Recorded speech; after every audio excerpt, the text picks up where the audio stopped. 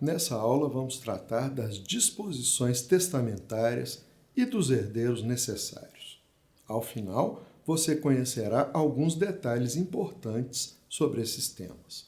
O conteúdo do testamento pode ser patrimonial ou não patrimonial, como a nomeação de tutor, reconhecimento de filhos, recomendações a respeito de funeral, etc.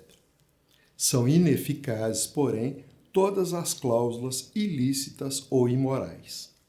São consideradas não escritas as cláusulas derrogativas, pelas quais o testador declara o testamento irrevogável ou dispensa-lhe as formalidades legais. Essas disposições de nada valem, por derrogarem normas legais imperativas. O testador, dentro dos limites legais, poderá dispor de seus bens no todo ou em parte. Poderá nomear quantos herdeiros quiser e quem bem entender, salvo aqueles incapazes para adquirir por testamento. Além dos herdeiros, podem ser nomeados legatários, quantos e quem o testador quiser. Como vimos, a principal diferença entre herdeiro e legatário é que este recebe a título singular e aquele a título universal. A instituição opera desde a abertura da sucessão, ainda que não aberto ou desconhecido mesmo o testamento. O nome do herdeiro ou legatário deve vir no corpo do testamento, não valendo se vier em documento separado, ainda que autenticado e induvidoso. O herdeiro ou legatário poderá ser instituído sob impropérios ou críticas. São as chamadas disposições contumeliosas. A instituição de herdeiro ou legatário poderá ser pura e simples, sob condição ou com encargo. Se o herdeiro é simplesmente instituído, a instituição será pura e simples. Por exemplo, deixo meus bens ao fulano.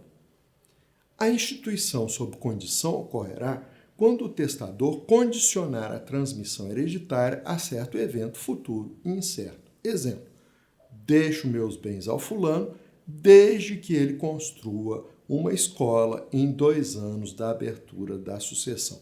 No caso, se o herdeiro não construir a escola no prazo designado, perderá a herança. Porém, se o herdeiro puser as mãos nos bens e dissipá-los sem construir a escola, o que ocorrerá?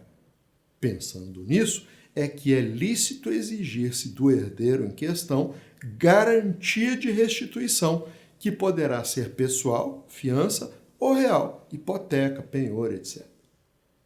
As condições devem ser lícitas, morais e possíveis. O encargo difere da condição, primeiro, pelos termos em que é expresso, segundo, porque, se descumprido, o beneficiário não perde a herança. Poderá, todavia, ser forçado a cumprir o encargo por meio de ação própria. Se o juiz não conseguir distinguir se é condição ou encargo, deve optar pelo encargo. O cumprimento do encargo poderá ser exigido pelo testamenteiro ou qualquer interessado direto ou indireto. Se o encargo tiver caráter social, como construir uma escola, o seu cumprimento poderá ser também exigido pelo Ministério Público. Assim como as condições resolutivas, os encargos impossíveis ou de não fazer coisa impossível se consideram não escritos. Um legado que encarregue o legatário de viajar à Lua ou de não ficar sem respirar valerá como se não estivesse gravado de qualquer encargo, que se considera não escrito. Os herdeiros ou legatários podem ser ainda instituídos por disposição causal. Disposição causal é a que vem acompanhada de sua razão, do seu motivo determinante. Exemplo, nomeio João meu herdeiro por ser meu filho. Se for descoberto que João não é o filho do testador, a sua instituição caducará, ou seja, perderá o valor, perderá a eficácia. O direito brasileiro proíbe a fixação do tempo em que deve começar ou cessar o direito do herdeiro. A instituição de herdeiro é, como regra, perpétua e universal. Em outras palavras, o nosso direito proíbe a instituição de herdeiro a termo.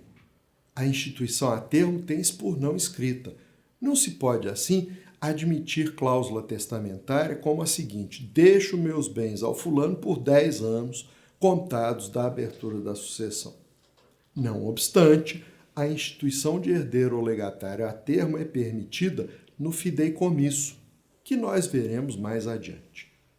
Por fim, a instituição de herdeiro poderá vir gravada com cláusula de inalienabilidade, impenhorabilidade ou incomunicabilidade.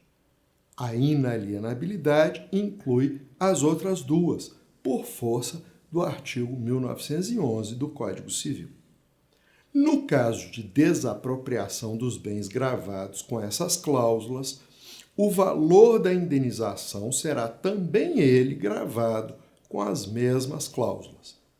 O mesmo se diga no caso de venda ou troca do bem gravado, que, aliás, só pode ocorrer com autorização judicial, observada a necessidade do interessado. Quanto aos frutos e rendimentos do bem gravado, entende-se que só são impenhoráveis por cláusula expressa, não cabendo a inalienabilidade com relação a eles. É evidente que deles poderá o herdeiro usufruir e dispor livremente. Cabe ainda acrescentar que o testador poderá instituir condomínio entre herdeiros e ou legatários por um período não superior a 5 anos. No que respeita à interpretação dos testamentos, segundo o artigo 1899 do Código Civil, quando uma cláusula testamentária for passível de interpretações diferentes, prevalecerá a que melhor assegure a vontade real do testador. Em determinados casos, porém, pode ser que prevaleça a vontade declarada a fim de, por exemplo, beneficiar herdeiros de boa-fé. Suponhamos a seguinte hipótese: Manuel deixou um testamento no qual contemplava seus 2 filhos e seus 4 sobrinhos. Além deles, teria contemplado Joaquim, seu primo, não fosse João tê-lo coagido a excluir Joaquim. Neste caso, não se pode buscar a vontade real de Manuel no sentido de incluir Joaquim, uma vez que seu nome não está escrito no testamento. Nenhuma interpretação em tese poderá ir tão longe a ponto de incluir um herdeiro cujo nome não conste nem possa ser inferido de uma leitura mais atenta do testamento. O que poderia ser feito é anular o testamento, abrindo-se a sucessão legítima. Mas mesmo neste caso, Joaquim não seria beneficiado, uma vez que era primo do defunto. Apenas os filhos de Manuel herdariam. Ocorre que Manuel quis contemplar também os seus sobrinhos. Assim sendo, o testamento não deverá ser anulado, prevalecendo a vontade declarada. Na verdade, é o caso concreto que dirá qual vontade real ou declarada deve prevalecer. Como regra, será a real, mas pode ser a declarada, dependendo das circunstâncias. Sendo o testamento um negócio jurídico gratuito, a sua interpretação nunca será ampliativa. Assim, se eu deixo os meus bens aos meus empregados, entende-se que sejam aqueles do tempo da abertura da sucessão e não todos os eventuais empregados que eu tive durante a minha vida. Por fim, em relação à depreciação da moeda, esta deve ser corrigida monetariamente para que se cumpra o objetivo do testador. Para finalizar, uma pergunta: pode o testador dispor sobre a totalidade dos seus bens? Em algum lugar, nós já respondemos a essa pergunta. Na verdade, depende. Depende da existência ou não de herdeiros necessários. Herdeiros necessários são os descendentes, ascendentes e o cônjuge ou companheiro viúvo. Estes, na falta daqueles, têm direito à metade da herança. Esta metade, à qual fazem jus os herdeiros necessários, é chamada de herança legítima, parte legítima ou simplesmente legítima. A outra metade, denominada parte disponível, o testador pode deixar para quem quiser, inclusive para um ou alguns dos herdeiros necessários. Assim é que poderíamos ter a seguinte disposição: deixo a metade de meus bens para os meus filhos e a outra metade para o meu filho Pedro. Cabe ressaltar que os herdeiros necessários receberão obrigatoriamente quinhões iguais. Em outras palavras, a herança legítima será dividida igualmente entre os herdeiros necessários. A herança legítima não pode ser onerada com cláusula de inalienabilidade, impenhorabilidade e incomunicabilidade, segundo o artigo 1848 do Código Civil. Por fim, em relação aos herdeiros necessários, devemos só ficar atentos à sucessão do cônjuge sobrevivente quando concorre com descendentes ou ascendentes. O mesmo se diga em relação ao companheiro. É isso aí.